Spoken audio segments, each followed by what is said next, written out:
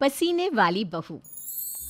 हाय रब्बा, अरे नास पीटी, पसीने बहा बहा के पूरे घर में पसीने की बाढ़ को बुलावा दिया है तूने। अरे तो मैं क्या करूं माँ जी, आप ही बताओ। अरे भगवान से गुहार लगाओ के उठा ले मुझे। ये कहानी है अक्षरा की, जिसे शादी के पहले से बहुत पसीना आता है, फिर चाहे वो गर्मी हो या बरसात हो या फिर ठंड हो, शादी तो जैसे तैसे हो जाती है। अक्षरा के पति रणवीर को ये बात पता नहीं होती कि अक्षरा को इतना ज्यादा पसीना आता है, और ना ही उसकी सास कौशल्या और ससुर ब्रिजमोहन को पता था। लेकिन वक्त के साथ साथ कुछ ही दिनों में अक्षरा के पसीने से सभी को काफी दिक्कत होने लगती है। तो चलिए होते हैं रूबरू इस पसीने वाली बहू से। बहू, अरे ओ अक्षरा बहू, कहाँ मर गई? क्या हुआ माँ जी, बोलिए। अक्षरा पसीने से लदी हुई थी और उससे बहुत ज्यादा गंदी बदबू आ रही थी, जिससे सभी अपने नाक पर हाथ रख लेते हैं। हाय रब्बा, इतनी गंदी बदबू तो गटर की भी नहीं आती। सीरियसली यार अक्षरा, तुम्हारे पसीने की बदबू दूर दूर तक आ रही है। तो मैं किसी बर्फीले इग्लू में बैठकर खाना नहीं बना रही हूँ। इतनी गर्मी है, 2 मिनट गैस के सामने खड़े रहो तो पूरा पसीने से नहा लेते हो आप। इतनी भयंकर गर्मी है, अगर इतनी प्रॉब्लम है तो लगा लो ना रसोई में भी एसी। हाँ हाँ लगा लेते हैं। वैसे भी तेरे मायके वालों ने हमें ट्रक भर के नोटों की गड्डी जो दी है, हैं? क्या बात करती है। मैं भी चूल्हा चौका कर चुकी हूँ, लेकिन इतना पसीना मुझे तो कभी नहीं आया। ऐसे ही एक दिन कौशल्या देखती है कि खाना बनाते समय अक्षरा के माथे का पसीना टपक कर कढ़ाई में गिर रहा है।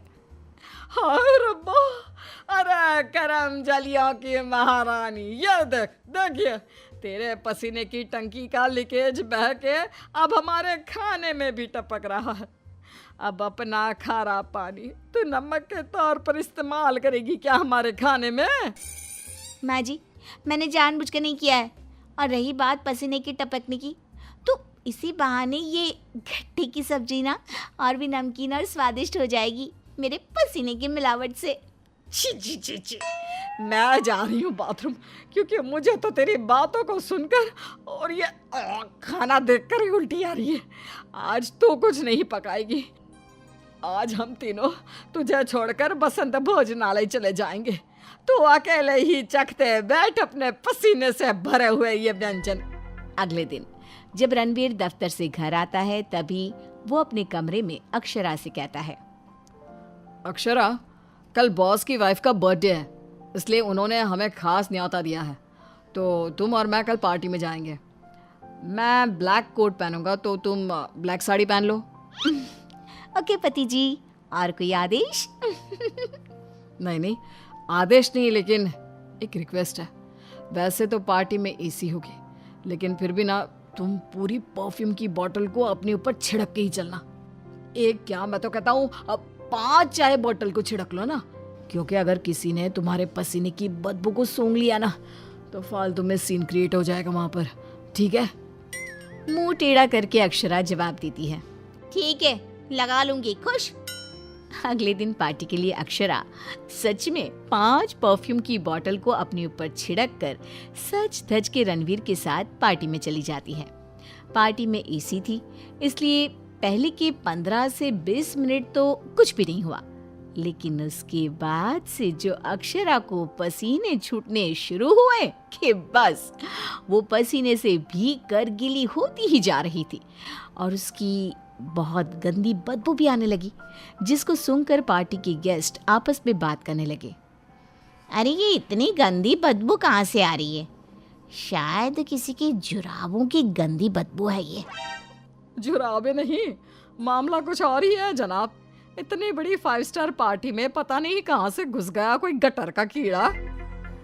तभी रणवीर अक्षरा को धीरे से कहता है, तुम्हें कहो तो ना परफ्यूम, पाउडर और साबुन से 10 बार नहाना।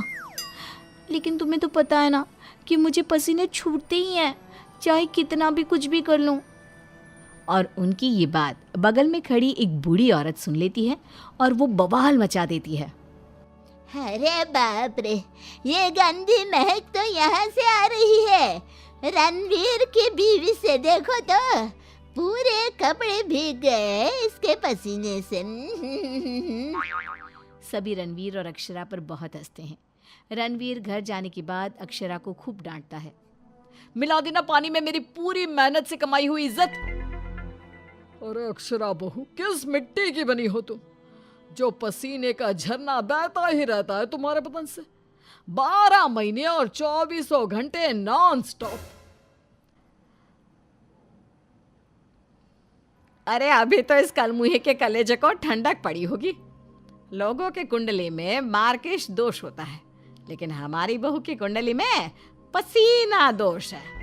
अक्षरा को अपने ससुराल वालों की बातें सुनकर बहुत बुरा लगता है, लेकिन फिर भी वो कुछ नहीं कहती और अपने पसीने बहने को अपनी गलती मानकर चुप रह जाती है। दिन बीतते जाते हैं, गर्मी का प्रकोप बढ़ते जाता है और अक्षरा के लिए गर्मी और भी बड़ी मुसीबत बन जाती है।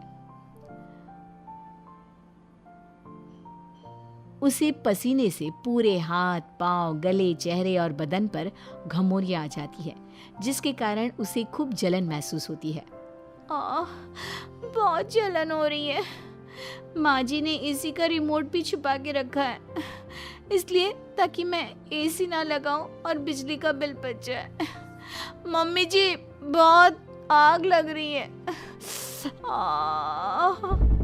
अक्षरा जाकर बाल्टी भर पानी अपने आप पर डाल देती है। तब जाके उसे थोड़ी सी राहत मिलती है। अक्षरा के पसीने से तंग आकर कौशल्या अब दिन रात घर में अगरबत्ती और अरोमा कैंडल जलाती। अच्छा हुआ जो रणवीर ने ये खुशबू वाली मोमबत्तियां ला कर दी, इनसे हर जगह अच्छी महक आ रही है। हाँ कौशल्या, बड़ी अच्छी सुगंध है, अगरबत्ती और मोमबत्ती दोनों की भी। लेकिन तभी वहां पर बाजार से सामान लाकर पसीने से लदी हुई अक्षरा आ जाती है और उसके पूरे बदन से बदबू आ रही थी और बाल तो पूरे पसीने से भीग गए थे और फर्श पर पसीने की बूंदें भी टपक रही थी। और ये बदबू इतनी तेज होती है कि मोमबत्ती और अगरबत्ती की महक को फेल कर देती है। हाय रब्बा, आ गई करम जली। इसके बदन के पसीने ने तो इतनी महंगी सुगंध वाली मोमबत्ती और अगरबत्ती के खुशबू के दांत भी खट्टे कर दिए। बाहर इतनी भीषण गर्मी है मम्मी जी, ऐसा लग रहा है मानो हम किसी ओवन में बंद हो गए हो और केक की तरह बेक हो रहे हो। उफ। दिन ब दिन अक्षरा का पसीना दुश्वार कर देता है सबका जीना। कभी वो सोते समय पूरे बेड के साथ साथ साइड में रखे हुए रणवीर की इम्पोर्टेंट फाइल्स को अपने पसीने से भिगा देती, तो कभी वो गर्मी से अपने बालों में हुए जुओं को गलती से खाने में मिला देती। हाय रब्बा, आज तो हद ही हो गई, खाने में जुए। अक्षरा बस बहुत हुआ, अब और नहीं। अब तुम सीधा अपना बैग पैक करो और अपने मायके शिफ्ट हो जाओ। बिल्कुल सही कह रहा है रणवीर, हमें नहीं चाहिए ऐसी पसीने वाली बहू। अक्षरा रोने लगती है और कहती है, ठीक है मैं चली जाती हूँ, फिर कभी इस घर की दहलीज पार नहीं करूंगी, बाय। अक्षरा रोंदी सूरत लिए घर से निकल जाती है। शाम में जब रणवीर अक्षरा के मायके फोन लगाता है, तब उसे पता चलता है कि अक्षरा तो अब तक घर गई ही नहीं। इस बात को सुनकर रणवीर, कौशल्या और ब्रिजमोहन तीनों डर जाते हैं और चिंताग्रस्त हो जाते हैं।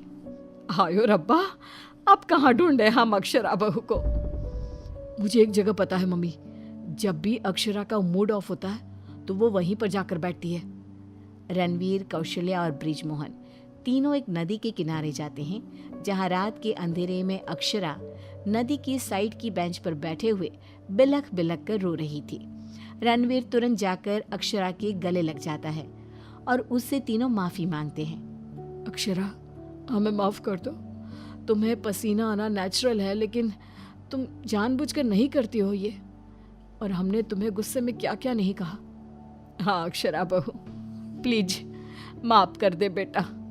तेरे इस पसीने को ना मैं यूं मिनटों में चुटकी बजाकर आयुर्वेदिक और घरेलू उपायों से भगा दूंगी, तू देखना बेटा। हाँ, और अगर उससे भी ना होए तो मेरे पहचान में मेरा एक डॉक्टर दोस्त है, तुम्हारे इस पसीने की तकलीफ का हम सब मिलकर डट कर सामना करेंगे।